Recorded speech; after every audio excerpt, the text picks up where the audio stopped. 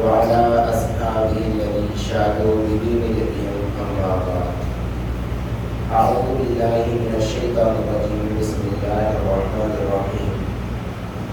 إنا أنزلناه في ليلة القدر وما أدراك ما ليلة القدر. ليلة القدر خير من ألف شهر. تنزل الملائكة والروح فيها بإذن ربهم من كل أمر. سلام هي حتى مطلع الفجر. عزیزان کرام، عالم کے قدر دوست احباب، آپ سب تھکے ہوں گے. الحمدللہ قرآن کریم بھی مکمل ہوا. 27ویں شب ہے. تقریباً امام ترمذی رحمۃ اللہ علیہ نے 7 یا 8 اقوال نقل کیے اس بات کے اوپر کہ 27ویں شب شب قدر. ہمیں 2-3 باتیں سمجھنی ہیں. شب قدر کیا چیز ہوتی ہے، اسے ہمیں کرنا کیا ہے. پہلی بات یہ ہے کہ شب قدر کیا چیز ہے، یہ کون بتلائے گا؟ جس نے شب قدر کو بنایا. شب قدر کے بارے میں کون بتلائے گا کہ یہ شب قدر کیسی چیز ہے؟ وہی بتلائے گا جس نے اس کو بنایا ہے. دوسرا نہیں کوئی جان سکتا. جیسے ایک میری مشہور بات ہے، میں بہت مرتبہ اس کو دوہراتا رہتا ہوں، یہاں بھی دوہراتا ہوں. کچھ پڑھے لکھے لوگوں کی شکل دکھ رہی، میرا حسن زن صحیح ہو، پڑھے لکھے ہوں، کبھی لکھے پڑھے ہوں. انسان اللہ کے بارے میں اتنا ہی جانتا ہے جتنا اللہ نے اس کو سمجھایا ہے، اور اللہ انسان کے بارے میں اتنا جانتا ہے جتنا اس نے اس کو بنایا ہے. یہاں بات کلیئر ہو جاتی ہے پورے دین اسلام کی. ہم اللہ تعالیٰ کے بارے میں اتنا کچھ نہیں جان سکتے جتنی اس کی ذات ہے، لیکن اللہ تعالیٰ ہمارے بارے میں ہر چیز جانتا ہے. کیوں؟ اس کی وجہ بغیر وجہ میں تو کوئی مسئلہ حل نہیں ہوتا آج کل. وجہ چاہے کسی کی سمجھ میں آئے نہ آئے، لیکن وجہ ہمیں پوچھتا ہے. اس کی وجہ کیا ہے؟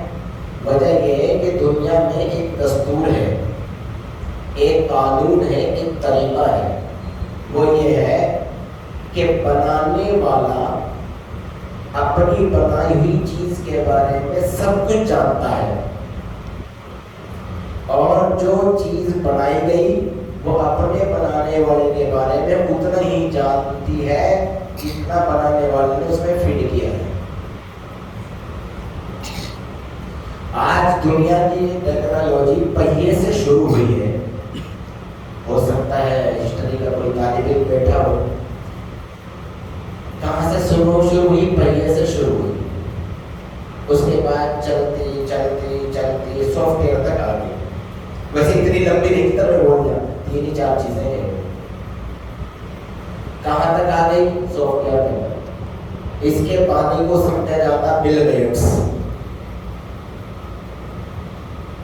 اب یہ بتلاؤ، آپ لیپ ٹاپ پر بیٹھ کر، کمپیوٹر پر بیٹھ کر سافٹ ویئر سے آپ یہ پوچھ سکتے ہیں کہ بل گیٹس کیا چیز ہے؟ بول دے گا وہ، بول دے گا. اتنی ہی لائنیں آپ کے سامنے رکھے گا وہ جتنا اس کو اس نے فٹ کیا ہے بس. اب یہ کبھی نہیں بتلائے گا سافٹ ویئر کہ اس نے 42 سال کے بعد اپنی بیوی کو طلاق دے دی. یہ نہیں بتلائے گا بالکل. کیوں؟ جب بیوی ساتھ میں تھی جب سافٹ ویئر بنایا، اب بیوی الگ ہو گئی، کیسے بتلائے گا؟ تو یاد رکھیے، یہ دنیا کا اصول ہے کہ ایک خالق ہے، ایک مخلوق ہے. ایک صانع ہے، ایک مصنوع ہے، ایک پیدا کرنے والا ہے اور ایک پیدا کی ہوئی چیز ہے۔ اسی طرح ایک بنانے والا ہے، ایک بنائی ہوئی چیز ہے۔ خالق اپنی مخلوق کے بارے میں سب کچھ جانتا ہے، لیکن مخلوق اپنے خالق کے بارے میں اتنا ہی جانتی ہے جتنا خالق نے اس کو بتلایا۔ اسی طرح دنیا میں بنانے والا اپنی بنائی چیز کے بارے میں کمپلیٹلی جانتا ہے، اس کا نفع نقصان بھی سمجھا سکتا ہے، لیکن وہ چیز اپنے بنانے والے کے بارے میں اتنا ہی بتا سکتی ہے جتنا اس نے فکر کیا ہے، اس سے زیادہ نہیں بول سکتی۔ یہی مسئلہ ہے شب قدر کا، یہی مسئلہ ہے رمضان المبارک کا، یہی مسئلہ ہے قرآن کریم کا، یہی مسئلہ ہے دنیا کی ہر چیز کا، کہ اگر ہمیں یہ سب چیز سمجھنی ہے تو ہمیں اپنے خالق سے ہی معلوم کرنا پڑے گا یہ اللہ یہ کیا چیز ہے۔ اب شب قدر تاک راتے کیا کیا نام ہیں؟ اللہ نے تو اس کے ایک ہی نام لیا ہے، قدر کی رات، لیلۃ القدر، قدر کرنے کی رات۔ اب قدر کیا ہے؟ عظمت والی رات، شرف قبولیت والی رات، عزت والی رات، ایسی رات جس میں عبادت قبول کی جاتی ہے۔ بہت سے نام رکھ سکتے ہیں آپ اردو میں۔ تو اللہ تعالیٰ سے ہی معلوم کرنا پڑے گا ہمیں کہ اللہ یہ رات کیا چیز ہے۔ تو اللہ تبارک و تعالیٰ نے اس کے بارے میں ایک کمپلیٹ سورت نازل کی ہے، پوری سورت نازل کی۔ وہ کیا ہے؟ اِنَّا أَنزَلْنَاهُ فِي لَيْلَةِ الْقَدْرِ، ہم نے یہ قرآن عظیم کو قدر کی رات میں اتارا ہے، شب قدر میں اتارا ہے۔ وَمَا أَدْرَاكَ مَا لَيْلَةُ الْقَدْرِ، بھائی بندو، میرے بندو، تمہیں معلوم نہیں یہ قدر کی رات کیا ہے؟ اللہ تعالیٰ فرمائے وَمَا أَدْرَاكَ مَا لَيْلَةُ الْقَدْرِ، کیا ہے یہ لیلۃ القدر؟ تمہیں نہیں معلوم ہے؟ سن لو، لیلۃ القدر خیر من الف شہر، یہ شب قدر ایسی رات ہے کہ یہ 1000 مہینوں سے افضل ہے۔ اب یہ کسی مولوی کی بات تو نہیں ہے، نہ کسی نبی اور رسول کی بات ہے، نہ کسی ولی کی بات ہے، یہ تو اس کی بات ہے جس نے ہمیں اور تمہیں بنایا ہے۔ یہ تو اس عظیم الشان ذات کی بات ہے جس نے یہ آسمان، یہ زمین اور یہ سب کچھ بنایا ہے۔ وہ اللہ فرما رہا ہے تمہیں نہیں معلوم ہے اس کے بارے میں، یہ چیز صرف اتنی ہے کہ یہ ایک رات 1000 مہینوں سے افضل ہے۔ اور اس میں باریکی سے سوچنے کی ایک بات یہ ہے کہ مہینوں سے افضل فرمایا، مہینے میں دن رات دونوں آتے ہیں، اگر ہم رات اور دن کو الگ کریں گے تو 2000 ہو جائیں گے۔ مفسرین محققین فرماتے ہیں کہ اس زمانے میں عربی میں الف کا آنکڑا سب سے آخری آنکڑا تھا۔ اگر اس زمانے میں تو اس کے اندر آنکڑا اور بڑا ہوتا تو اور زیادہ اللہ تعالیٰ فرما سکتے تھے۔ ابھی فرما، اب اس میں اگر آپ نے اس رات میں ایک نفل 2 رکعت پڑھی تو اتنی نفلوں کا ثواب ہوگا جتنا آپ لگاتار 1000 مہینے تک پڑھیں۔ اگر آپ نے اس میں صرف ایک بار لا الہ الا اللہ کہا تو اتنا ثواب ملے گا جتنا آپ نے 1000 مہینے تک لگاتار کنٹینیو آپ نے کیا کیا؟ لا الہ الا اللہ۔ کسی عظیم شان ہے۔ اور اللہ تبارک و تعالیٰ نے یہ سب چیزیں اس کی امت کو دی ہے۔ اللہ تعالیٰ کو معلوم ہے اس امت میں اتنے کمزور آدمی آئیں گے کہ ان کو 20 رکعت نماز پڑھنے بھی جانے پائے گی، اسی لیے اللہ نے فرمایا کو ایک مشت گفٹ دے دو، بڑے بڑے آفر دیتے ہیں، اللہ رحم فرمایا اور رحم فرما کر یہ رات ہمیں دے دی۔ ہمیں اس میں سحر ہونے تک، اگر ہم اس کے قدردان ہیں، سحر ہونے تک ایک منٹ، ایک سیکنڈ، ایک لحظہ بھی اس کا خراب نہیں کرنا چاہیے۔ ہر وقت چلتے پھرتے زبان جاری رکھو۔ اس لیے اللہ تعالیٰ نے اس رات میں میرے بھائی جو حضرات شروع سے آج تک، بچپن سے آج تک ان تمام چیزوں کی قدر کرتے ہوئے آئے ہیں، اللہ نے ان کی زندگی میں بڑی بڑی بہاریں دی اور بڑی برکتوں سے نوازا ہے۔ اور جو انسان بعد میں توبہ کر کے لگتے، اللہ ان کو بھی نوازتا ہے۔ میں سمجھتا ہوں دین کا جب بھی جس وقت بھی انسان کو توفیق ہو جائے وہ کام کر لینا چاہیے۔ مفتی تقی عثمانی صاحب دعوت برکاتہ فرماتے ہیں کہ یہ داعیہ ہے، یہ اللہ کی طرف سے ایک مہمان نوازی ہوتی ہے کہ اللہ آپ پر رحم فرما کر آپ کو نماز کی، تراویح کی، قرآن کریم کی، شب قدر کی، روزے رکھنے کی توفیق دے رہا ہے۔ نہیں تو کتنے اس کے بندے ہیں کہ عظیم الشان رات میں بھی کوئی مجرا میں بیٹھا ہوا ہے، کوئی سنیما حال میں بیٹھا ہوا ہے، کوئی گانے کی محفل میں بیٹھا ہوا ہے، کوئی غیبتیں کرتا بیٹھا ہوا ہے، کوئی راستے کے کارنروں میں بیٹھا، کوئی مجمع لگا کر کسی ایک خاص آدمی کی نقل کر رہے ہیں۔ کیسے لوگ؟ اس لیے اللہ نے جب بھی نواز دیا، جب اس کی قدر ہونا چاہیے۔ اللہ تعالیٰ کا فرما رہے ہیں وَمَا أَدْرَاكَ مَا لَيْلَةُ الْقَدْرِ، اے لوگوں تمہیں معلوم نہیں ہے، تو بڑے معصوم ہو، بڑے پیار سے سمجھا رہے ہیں، بڑے معصوم ہیں آپ لوگ، اس لیے آپ لوگوں کو یہ قدر کی رات کیا ہے نہیں معلوم۔ لَيْلَةُ الْقَدْرِ، میں بتلاتا ہوں، میں بتلا رہا ہوں۔ اللہ تعالیٰ فرماتا ہے لَيْلَةُ الْقَدْرِ خَيْرٌ مِّنْ أَلْفِ شَهْرٍ، یہ رات، ایک رات، ایک رات 1000 مہینوں سے افضل ہے۔ ہماری پوری زندگی میں 1000 مہینے نہیں ہوتی، 84 سال کچھ بنتے ہیں، اپن کہاں پہنچتے ماتم؟ بہت کم لوگ ہیں جو ماتم چلے جاتے ہیں، پھر اس میں اپنی زندگی کی ضروریات بہت زیادہ ہیں، مصروفیات بہت زیادہ ہیں، لہٰذا ان پاک راتوں کی بڑی حفاظت کر لینی چاہیے۔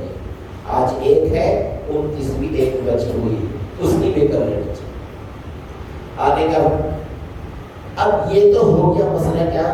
اللہ تعالیٰ نے فرما دیا کہ شب قدر کیا چیز ہے۔ اب آگے اللہ تعالیٰ فرماتے ہیں میں کیا کرتا ہوں اس میں اور آپ کیا کرتے ہیں۔ تنزل الملائکۃ والروح، اس رات میں شام ہوتے ہی فرشتے آسمان سے زمین پر آ جاتے ہیں۔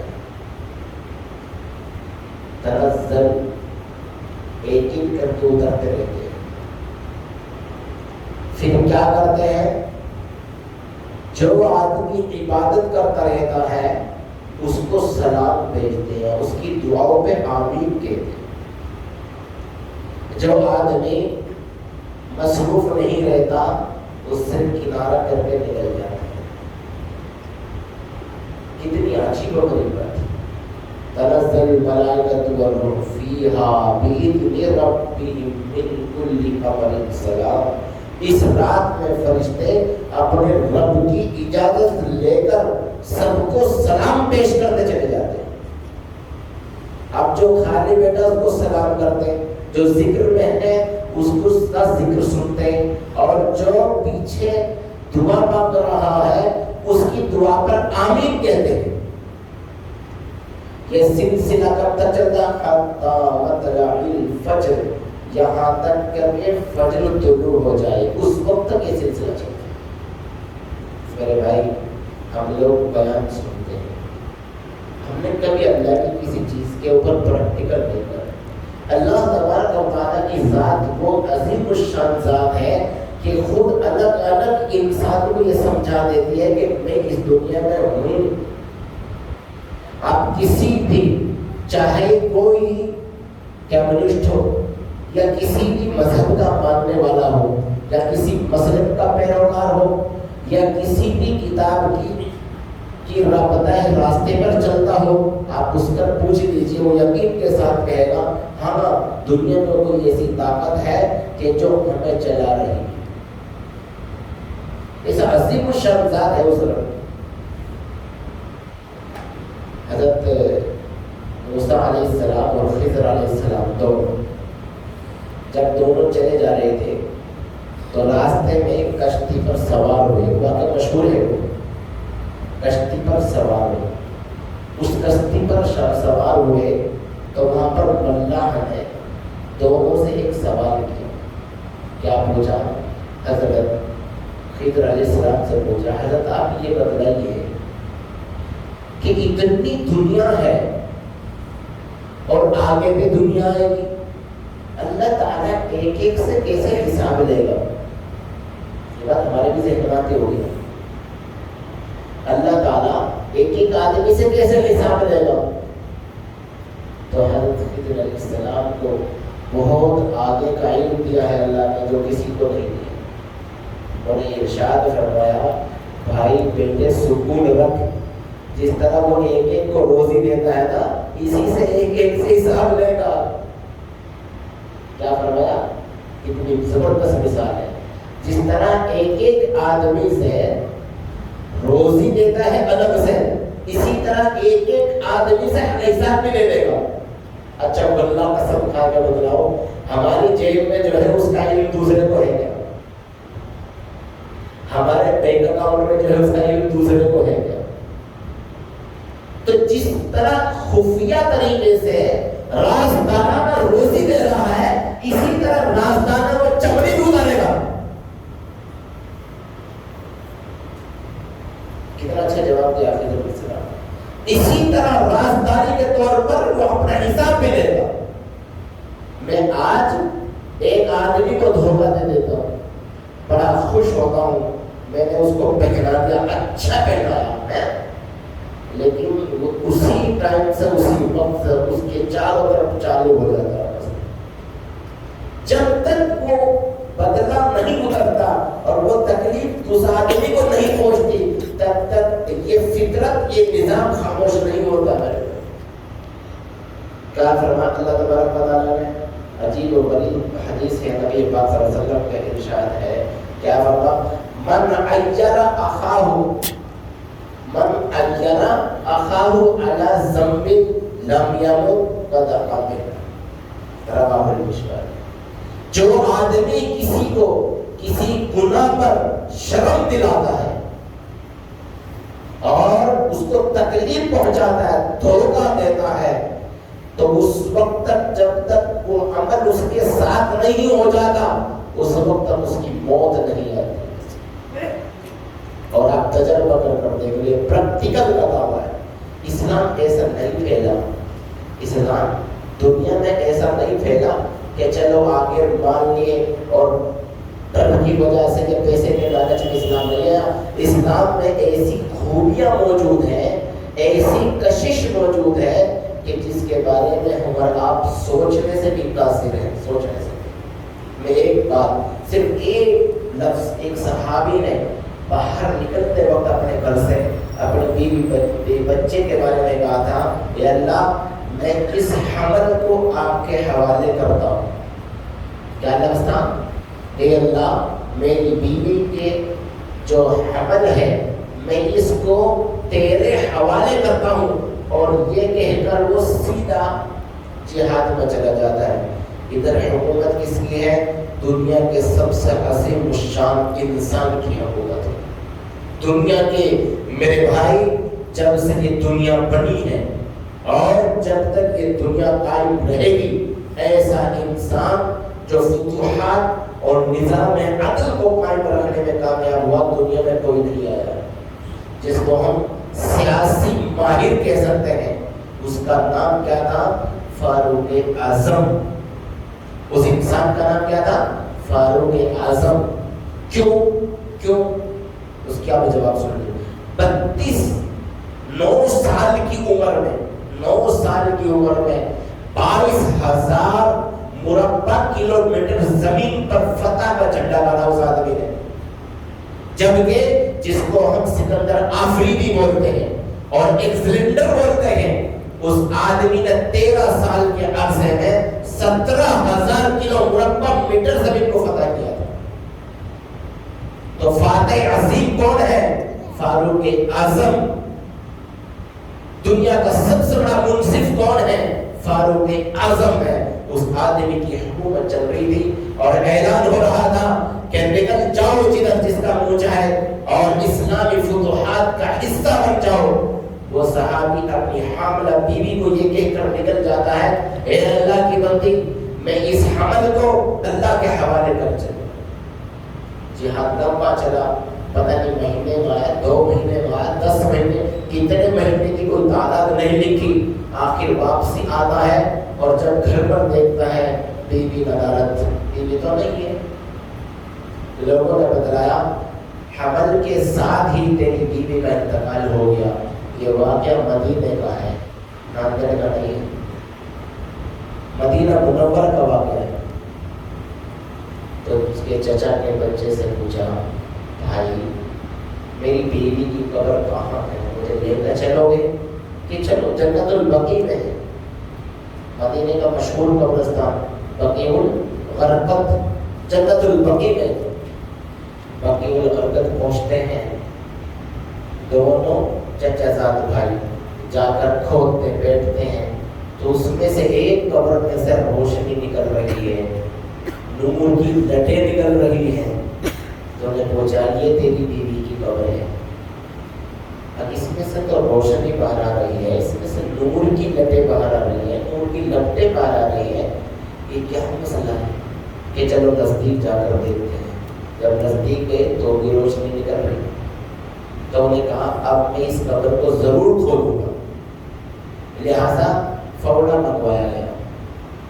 تو جب تک فوڑا لا کر وہاں رکھا، تھوڑی دیر کے بعد وہ قبر خود بخود پھٹ گئی،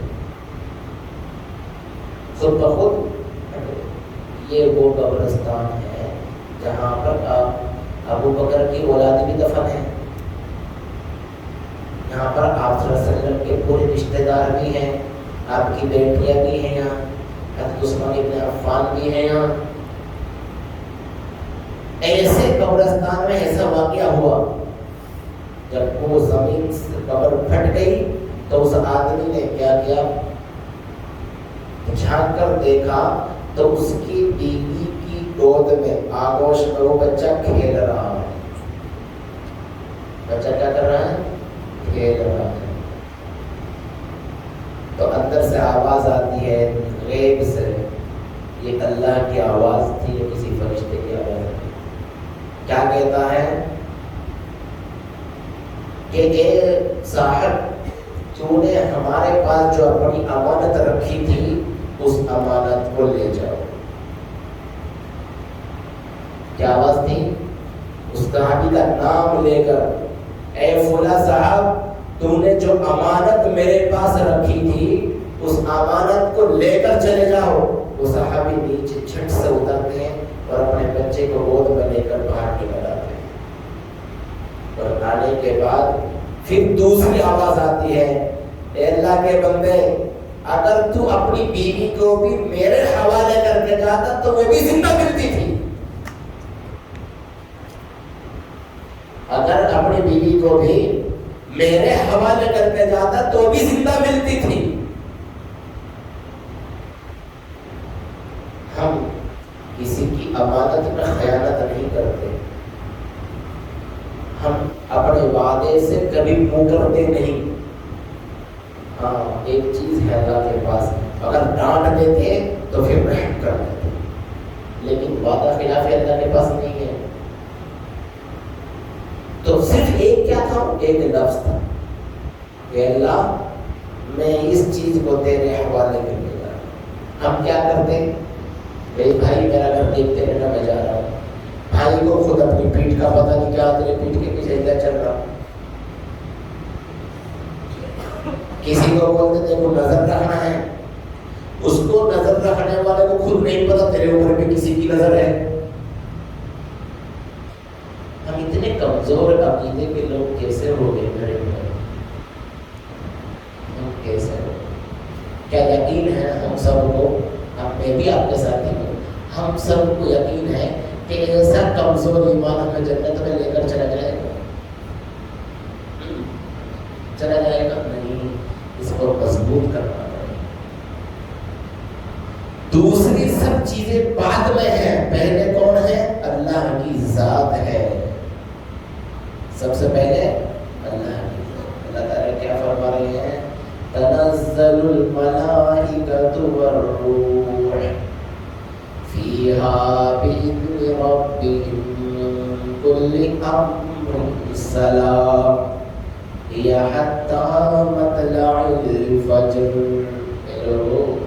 آج کی رات میں فرشتے جماعت بنا کر بڑے فرشتے کی جسات میں آ رہے ہیں، اور ہر نیک آدمی سے جو عبادت میں شریک ہے اس سے سلام کرے.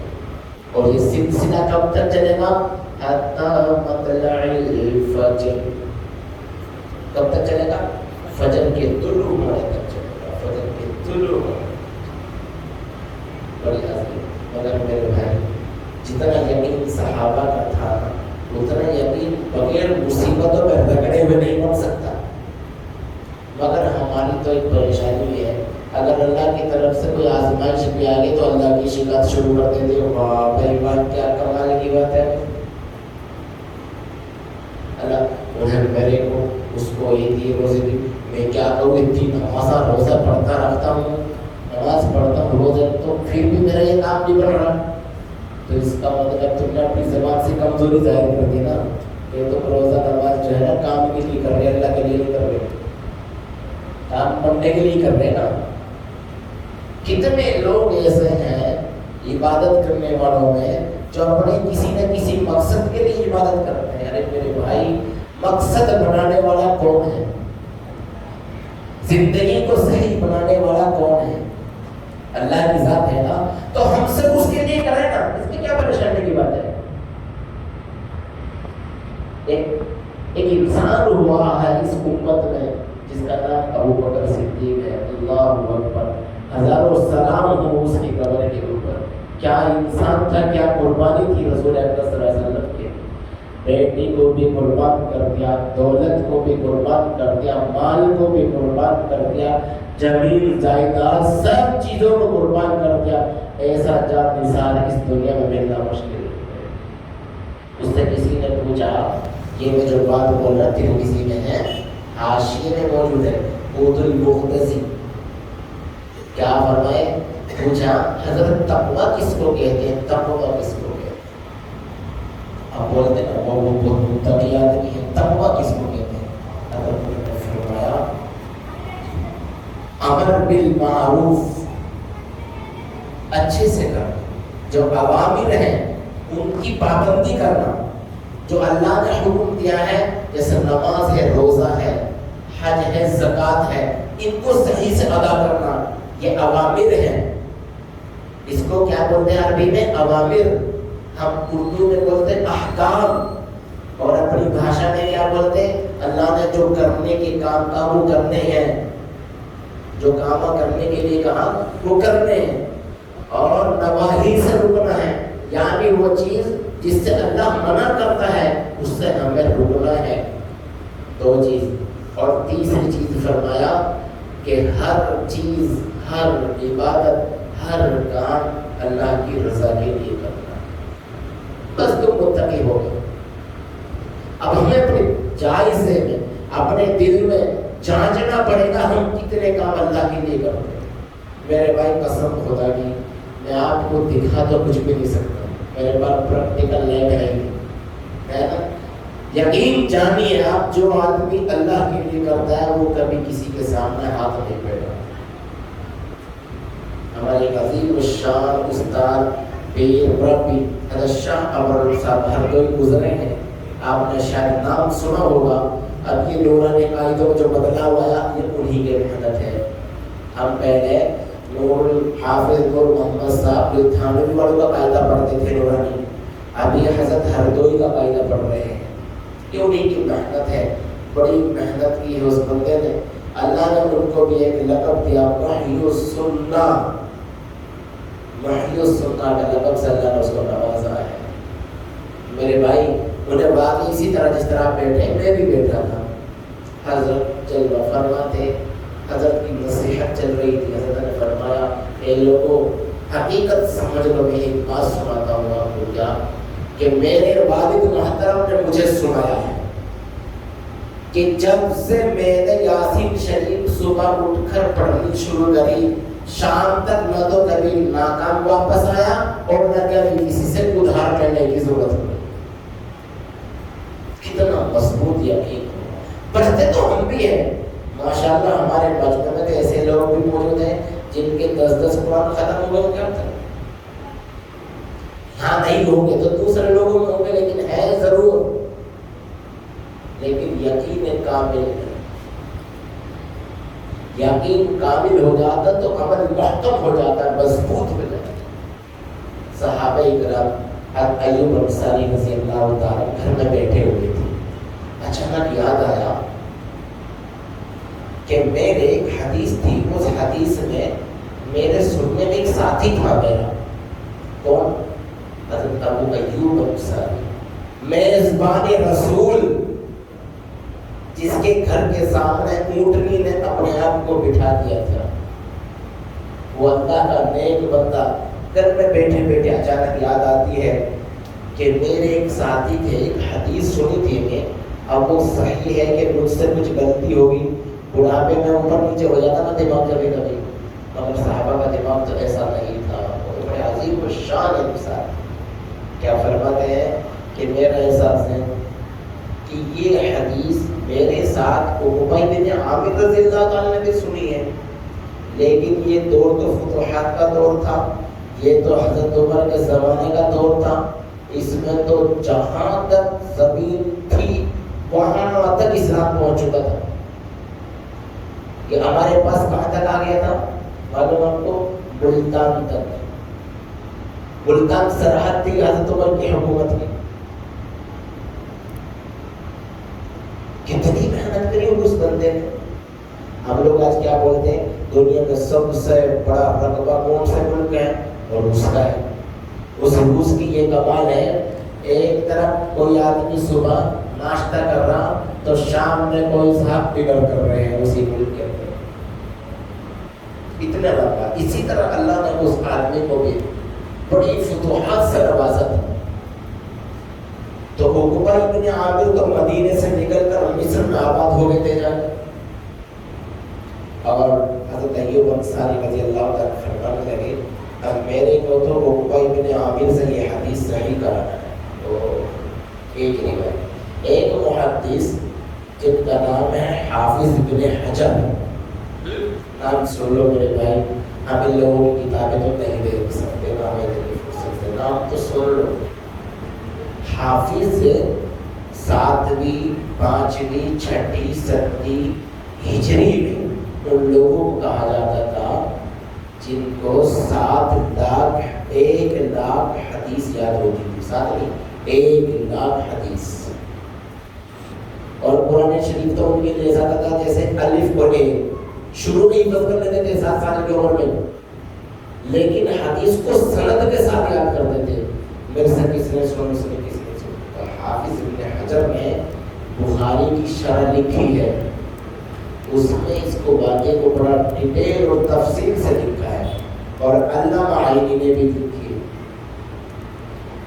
اس میں لکھتے ہیں کہ حضرت ابو ایوب انصاری کو یہ فکر نہیں ہوئی کہ مجھے غلطی ہوئی، بلکہ فکر یہ ہوئی کہ انہوں نے بھی سنا ہے تو میں سن لیتا ہوں اور تھوڑا مضبوطی آ جائے گی۔ ذرا سا شک تھا۔ اب مدینہ کدھر ہے اور مصر کدھر ہے؟ وہاں سے مصر کی راجدھانی کی طرف اونٹ پہ بیٹھے اور توشہ لے نکل گئے۔ نہ بھائی صاحب کو لوکیشن کا معلوم ہے، نہ ہی سیدھے رستے کا معلوم ہے۔ 1 مہینے میں محنت کرتے کرتے مصر پہنچ گئے۔ مصر کہاں پہنچے؟ سیدھے گورنر کے دروازے پر پہنچ گئے۔ گورنر صاحب بھی آپ صلی اللہ علیہ وسلم کے صحابی تھے، ان سے جا کر کہا میں نے عقبہ بن عامر سے ملنا ہے۔ وہ تو خوش ہو گئے بلا مہمان آیا، وہ بھی عظیم الشان مہمان آیا جس کے ساتھ برکتیں ہی برکتیں۔ میرے بھائی یہ بات سنو، ایک بات میں آپ کو بولتا ہوں، اپنے ذہن سے سوچو۔ اللہ نے اپنے سب سے لاڈلے محبوب کو دنیا میں بھیجا، کہاں بھیجا؟ مکے۔ کس کے گھر میں بھیجا؟ ایک بیوہ عورت آمنہ۔ کیوں؟ آمنہ سے خوبصورت عورت نہیں تھی دنیا میں، مکے سے خوبصورت شہر نہیں تھا، نہیں، وہ جگہ اللہ کو پسند تھی۔ اور جب یہاں سے مکے سے ہجرت کرنے کا ارادہ کیا، کتنے فدائین تھے آپ کے، کتنے جان نثار صحابہ تھے آپ کے مدینے میں۔ ایک بول رہا میرے گھر میں چل، مصعب ابن عمیر گئے ہوئے تھے، وہاں حافظ تھے، پورے لوگوں کو معلم تھے، وہاں قاری تھے، سب کو سکھا رہے تھے، ان کے گھر میں گئے۔ کبھی نجار آپ کے معمول میں سے تھے، نانیہال میں سے تھے، ان کے پاس نہیں گئے۔ ایک اجنبی آدمی کے گھر کے سامنے اونٹنی بیٹھتی ہے، اس پہ راز تو کچھ ہوگا نا، اس میں کوئی راز ہے؟ بہت بڑا راز ہے، اگر راز سناؤں گا تو آپ کو 2 بج جائیں گے، مگر راز نہیں سناتے۔ اتنا بولتا ہوں کہ ایوب انصاری رضی اللہ تعالی عنہ اللہ کے یہاں قبول انسان تھا، مقبول ترین انسان تھا، اللہ نے اس آدمی کو قبول کر لیا تھا، اس لیے اس کو میزبان کی، مہمان، کس کا میزبان بنایا؟ دنیا کے سب سے عظیم و شان مہمان کا میزبان بنایا ہے۔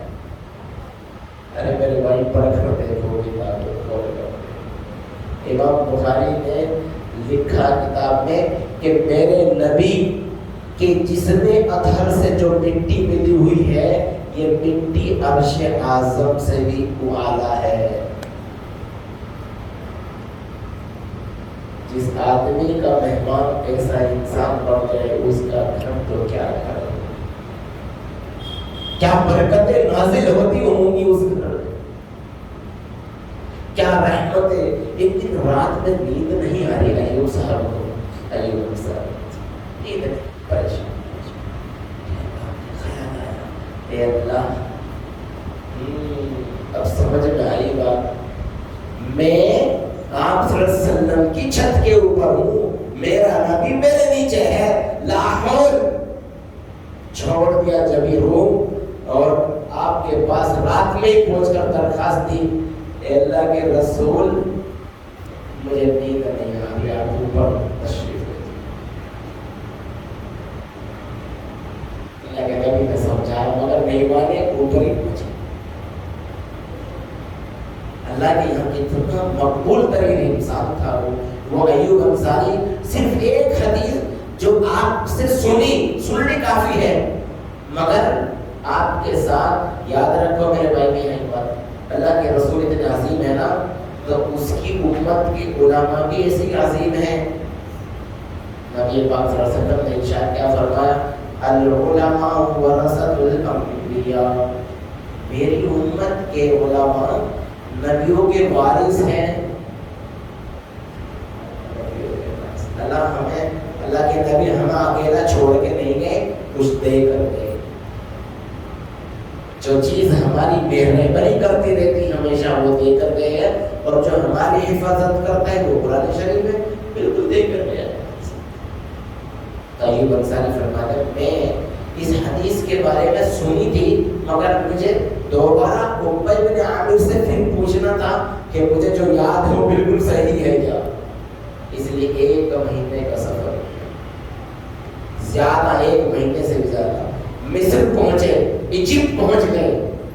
آپ سوچو گے آج کے زمانے میں کیا نام ہے اس کا، ایجپٹ پہنچ گئے۔ ایجپٹ پہنچے تو ملاقات کری گورنر صاحب سے، گورنر بے چین ہو گئے، ایک عظیم الشان مہمان آ گیا ہے، خوش ہو گئے، خوشی کی کوئی حد نہیں۔ حضرت تشریف رکھے، نہیں، میرے ساتھ کسی آدمی کو کرو اور عقبہ بن عامر کے گھر پہنچو، مجھے ایسے آدمی کو بتلاؤ جو مجھے عقبہ بن عامر کے پاس لے کر جائے۔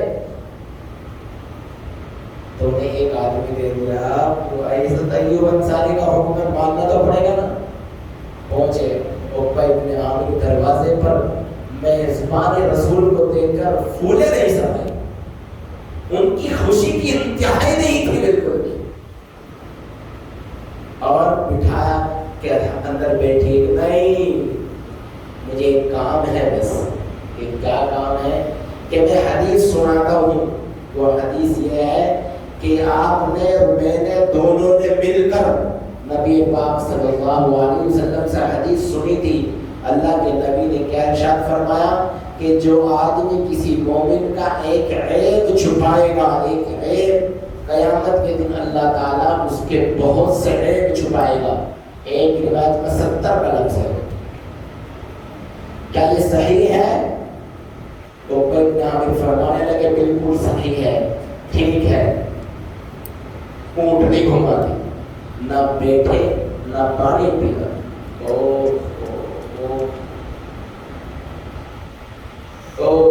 یہ طلب علم، یہ شوق علم کا، ہم تو اپنے بچوں کو صبح اٹھاتے مارتے توڑتے، چلو چلو، یہ تو چلتے بھی تھی۔ ارے بھائی بچے کیسا چلیں گے جب ہم خود نہیں چلتے؟ ہمارے گھروں میں کتابوں کے انبار لگے رہتے ہیں، ہم یوٹیوب پہ بزی، ہم گوگل میں بزی۔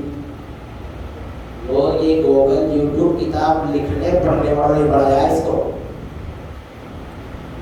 اگر آپ میں سے کوئی پڑھا لکھا انسان ہے تو اس کے لیے بڑی زبردست بات ہے، یوٹیوب، گوگل، سافٹ ویئر اور آئی سی، یہ جتنے بھی آپ جس سے آپ آسانی سے میری آواز آپ تک پہنچ رہی، اس میں آئی سی لگی ہے، یہ تمام چیزیں انہی بچوں نے بنائی ہے جنہوں نے کتاب پڑھی اور لکھی، جنہوں نے دوسروں کے یوٹیوب پر کہانی دیکھی نا، انہوں نے کچھ نہیں بنایا کبھی بھی، وہ تو اپنی زندگی گنوا رہے ہیں الٹا ہو۔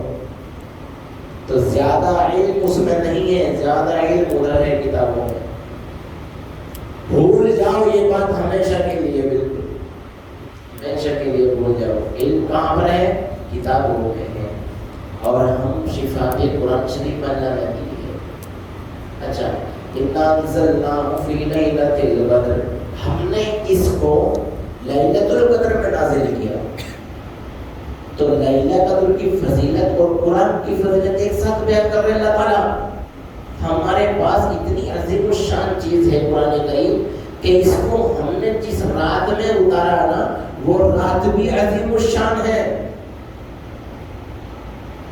لہذا قرآن کی تفسیر، اس کا ترجمہ، اس کی تحقیقات برابر کرنی چاہیے۔ اللہ تعالیٰ ہم سب کو عمل کی توفیق عطا فرمائے۔ دعا کریں گے۔